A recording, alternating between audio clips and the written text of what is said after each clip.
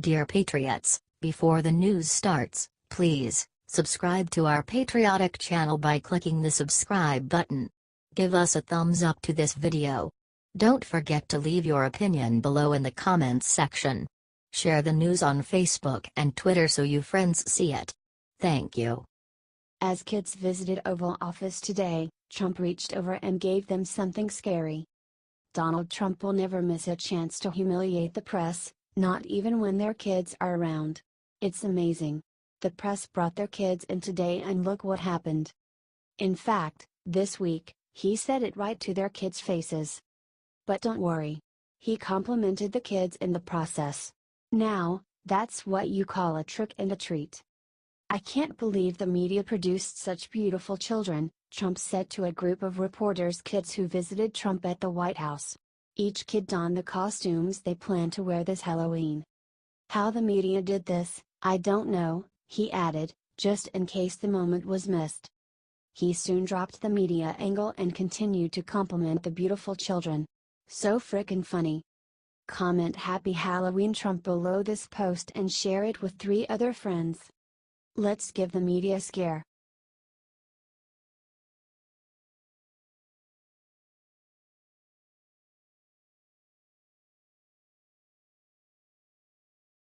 NFL Thursday Night Football ratings officially in. And they're really bad. This is what happens when you play with fire, you get burned. I guess the spoiled NFL players never learn this simple lesson. Why would they? They have been coddled all their lives, pampered millions masquerading as the disadvantaged. But with the resentment building in America, the players would be wise to listen up before it is too late. And if the new ratings for Thursday night's game won't scare the players straight, then nothing will. According to the Daily Caller, last night's game between the Ravens and Dolphins hit a new low. Thursday Night Football hit a new low, falling a whopping 15% over last week's game with just an 8.414 share, the lowest of the year so far. These are early numbers, and the game was a total blowout, with the Ravens dominating from the kickoff and finishing with a 40-0 score, so the massive drop cannot be solely attributed to the flag-protesting players. That said, there is an unmistakable pattern emerging since the protests began with Kaepernick last year. Declining ratings and declining attendance. Adding to the horror is a Sports Illustrated article that shows an even bigger problem. 25 of the 31 teams have seen local ratings decline as well.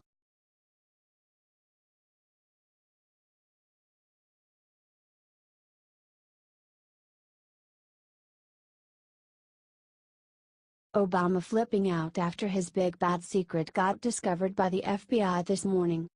The FBI informant with information on the Obama administration is set to testify to Congress with information that the Russians were attempting to gain access to President Bill Clinton and Hillary while she was Secretary of State. According to Frickin News, the FBI informant previously tried to testify in front of Congress but was threatened by the Obama administration.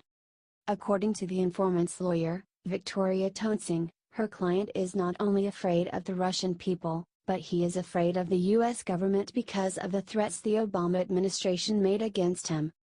The Russians have threatened him, and up until just last night the U.S. government has threatened him, Toensing said in an interview via Almost Mornings on the Mall.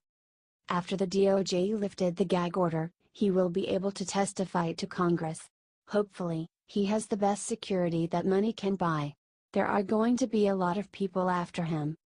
Share this if you are praying that he makes it safely in front of the congressional investigation. It's time to take out the garbage in Washington.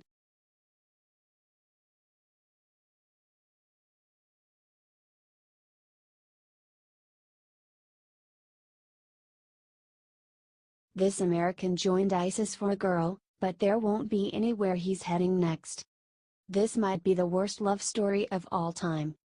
Virginia resident Mohammed Jamal Queens reportedly joined ISIS in 2015 because he fell in love with a woman in the group. Now, he's going to jail. CNN's Jake Tapper announced Queens' sentence on Twitter. The 20-year sentence follows a June conviction. CBS reported at the time that Queens had committed to becoming a suicide bomber for the terror organization during his time overseas. Quiz purposefully traveled overseas with the intent to join ISIS in support of the terrorist group's efforts to conduct operations and execute attacks to further their radical ideology, said Andrew Vail, the assistant director in charge at the FBI's Washington field office. Quiz recognized that ISIS uses violence in its expansion of its caliphate and he committed to serving as a suicide bomber, the network explained. Quiz says he regrets joining the terror group, but that won't stop him from serving hard time. If anything, 20 years isn't enough. Comment justice and share if you think this American got what he deserved. It was all for a girl, but now he's going to be in a jail full of men.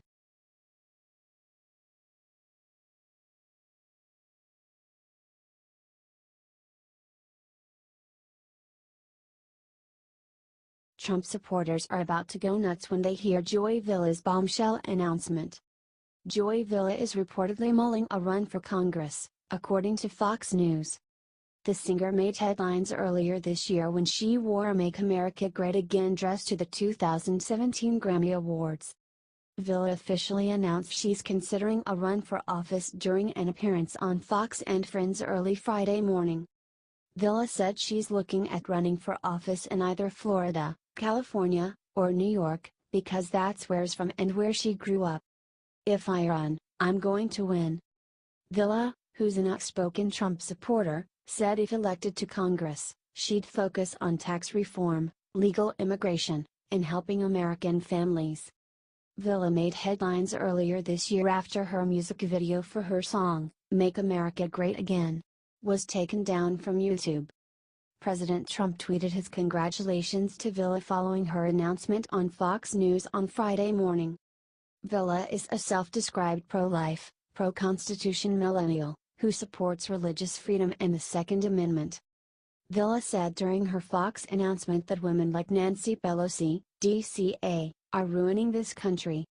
It's time we have strong women who step up, run, win, and support the president. Amen, Villa.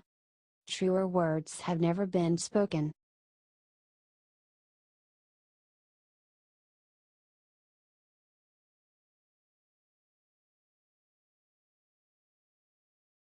Reporter asked if Trump worked with Russia. What Sarah Sanders said next made him gasp. White House Press Secretary Sarah Sanders does not screw around. The 3 words she said about the Trump-Russia collusion story was a pretty big waste of time for news outlets to spend so much time on. Congress has spent a great deal of time of this, about a part of this year, Sanders said during the White House press briefing. All of your news organizations have probably spent a lot of money on this as well, which we would consider probably a pretty big waste. I think that our position hasn't changed since day one. You can watch the amazing moment below at the 10-minute mark.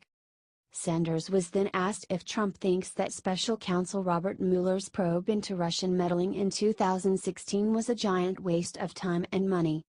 Sanders finished the response by saying, I think we are seeing now that if there was any collusion with Russia, it was between the DNC and Clinton's, and certainly not our campaign.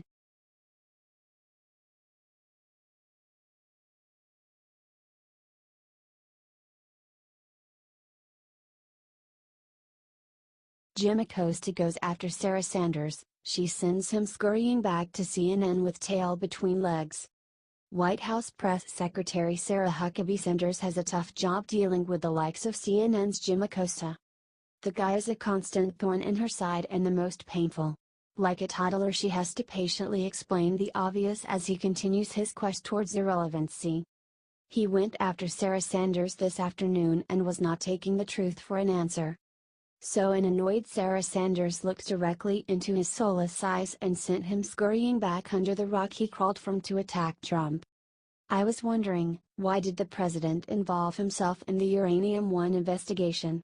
CNN's Jim Acosta asked, are you trying to gin up your own Russia investigation to rival the one on Capitol Hill? And where is the president's evidence that Hillary Clinton colluded with the Russians?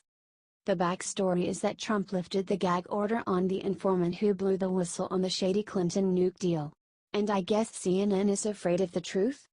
The president has pushed for transparency, Sanders said, Before crushing the hapless Acosta, I know that is probably something new, for a president to actually push for transparency, but that's what he's done. Ouch. Take that back to CNN and hide under your desk, Jim Acosta, because you have been served. How about evidence of collusion? Acosta whined. The president made a charge that Hillary Clinton. I think I have addressed that pretty thoroughly, Sanders shot back, so I'm saying that I'm calling on your colleague.